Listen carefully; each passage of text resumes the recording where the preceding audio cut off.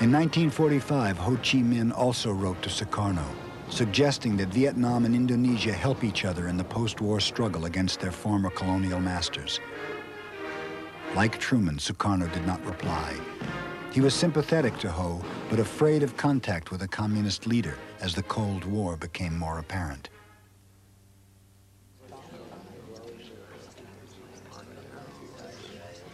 Indonesia had its own problems. During the war, the Dutch had fled into exile or had been brutally interned by the Japanese.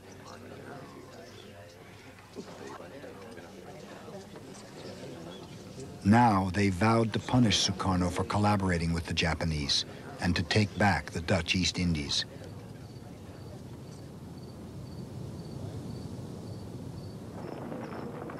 In September 1945, British troops landed on Java to take the Japanese surrender. The British brought Dutch exiles with them. The Dutch freed their imprisoned countrymen and gave them arms. The Allies ordered Indonesians to surrender the weapons given them by the Japanese. The Indonesians refused. Within weeks, fighting began.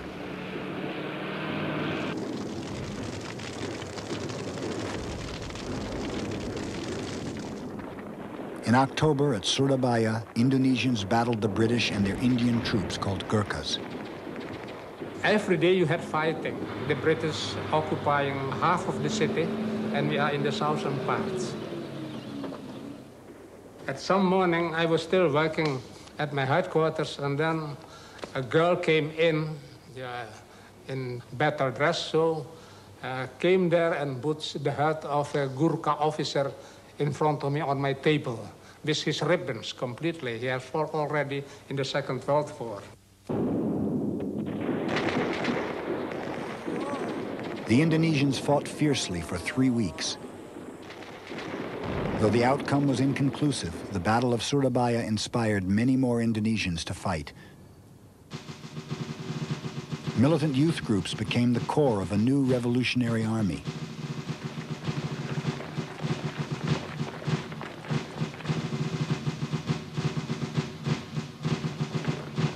Youth leaders, barely out of their teens, quickly became senior officers in the struggle against the British and the Dutch. One of these was Abdul Haris Nasution, who would become chief of staff of the Indonesian army. I can hide me among the paddy fields, but the Dutch soldiers are not going through the paddy fields, they are going through the dikes. We are in our own country. The people is our, the terrain is our. We can be everywhere. If the people is loyal to the Republic, then the army can move everywhere and have its own security, logistics with the people. United by their hatred of the Dutch, Indonesians in the countryside banded together to form a guerrilla army.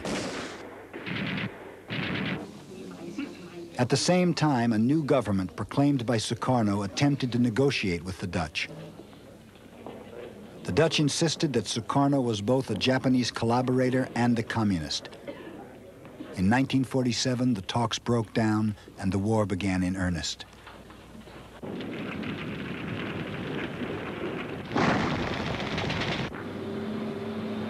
The Dutch attacked with armored divisions and air support. Within 2 weeks, they controlled all the major cities on Java and Sumatra.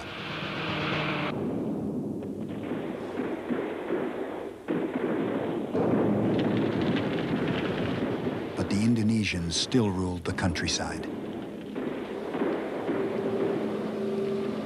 In the midst of the fighting, some Dutch were also troubled by conscience. One Dutch soldier, H.C. Prinsen, actually switched sides. We had lived through the German occupation. I had been in German prison myself, in concentration camps. So I felt very upset that we are going to do the same thing in Indonesia that the Germans had done against us. Once I came to Indonesia, it appeared to be true that we were fighting for the return of our profits. So in 1948, I decided that the moment had come, and I went to the other side.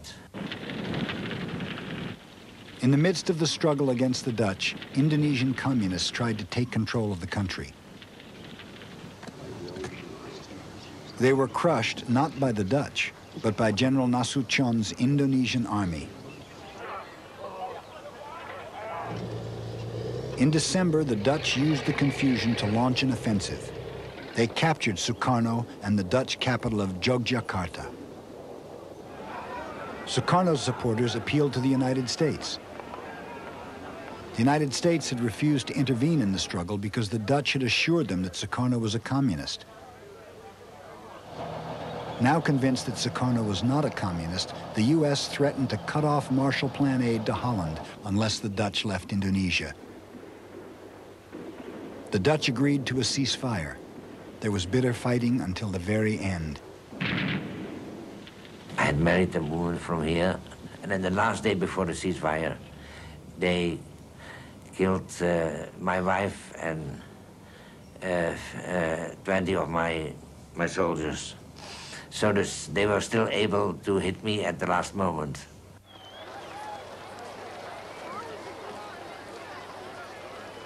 On December 27, 1949, the Dutch finally relinquished their control over their old East Indies empire. The Dutch agreed to Indonesia's sovereignty. The next day, mobbed by cheering crowds, Sukarno drove to the Governor General's palace.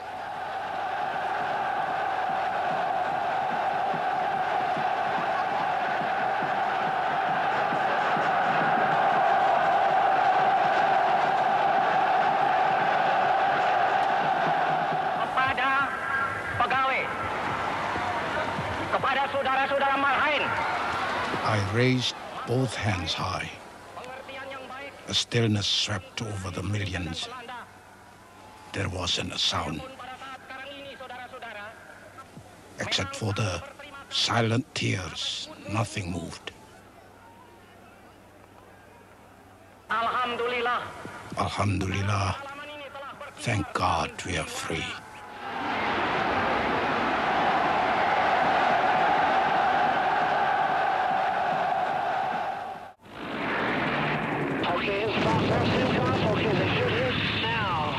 Vietnam would travel a more difficult road to freedom. Okay, look out to the right now. Okay, right down there. Okay, in front now. There it goes. Ah, look at it burn. Look at it burn.